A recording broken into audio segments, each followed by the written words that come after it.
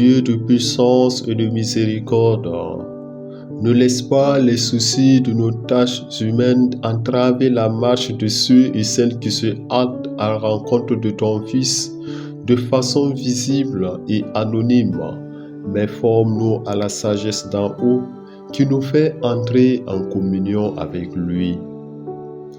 Les membres du corps du Christ sont heureux de se retrouver en Église famille de Dieu pour célébrer les merveilles de Dieu dans le monde et l'Église. En ce deuxième dimanche de l'Avent de l'année liturgique A, nous sommes introduits à la venue du Christ par la prédication de Jean-Baptiste.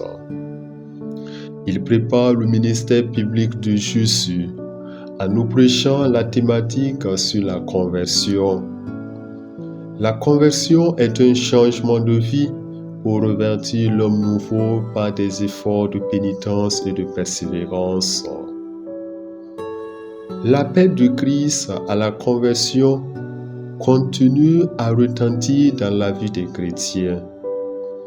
Cette seconde conversion est une tâche ininterrompue pour toute l'Église qui enferme des pécheurs dans son propre sein et qui est donc à la fois sainte et appelée à se purifier et qui poursuit constamment son effort de pénitence et de renouvellement.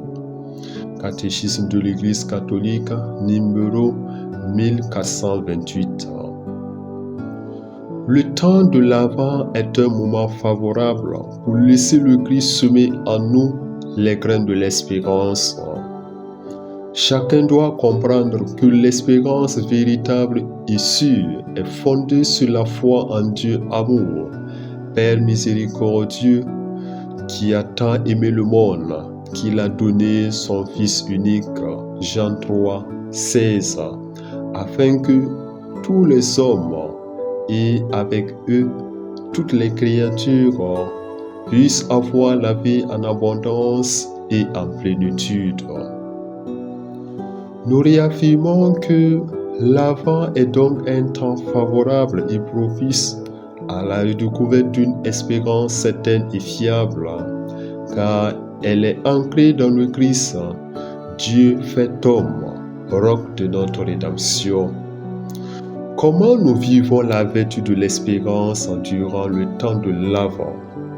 Chers amis, ce deuxième dimanche de l'Avent est une invite urgente à réveiller en nous certains dons spirituels dans notre vie de foi, l'hospitalité, le dépouillement et la simplicité.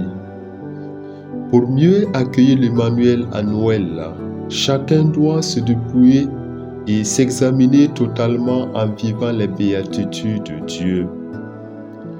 Notre propre existence doit annoncer la venue du règne de Dieu parmi tous les peuples.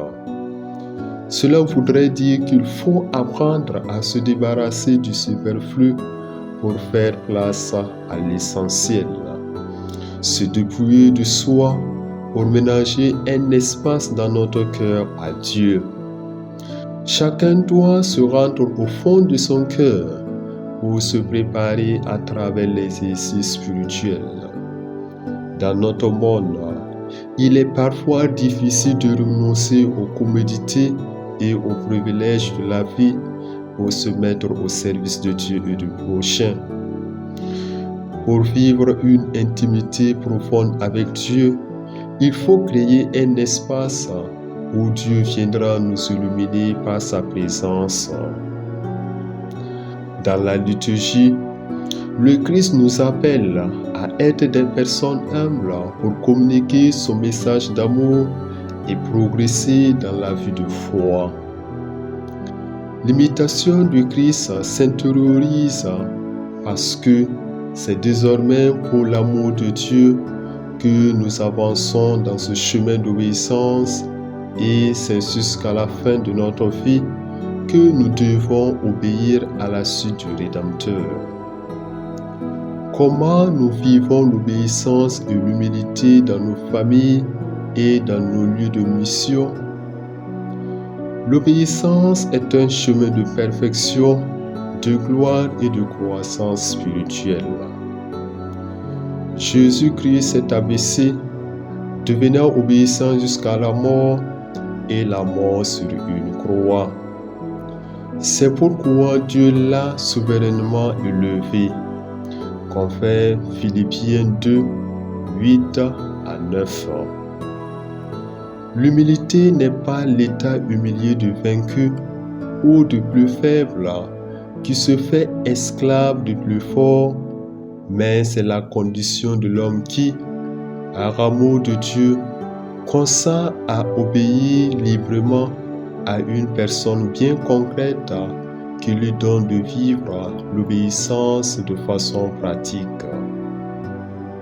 Seigneur, par cette nourriture spirituelle, nous te supplions. Apprends-nous à évaluer avec sagesse les réalités de ce monde et à nous attacher au bien du ciel. Amen.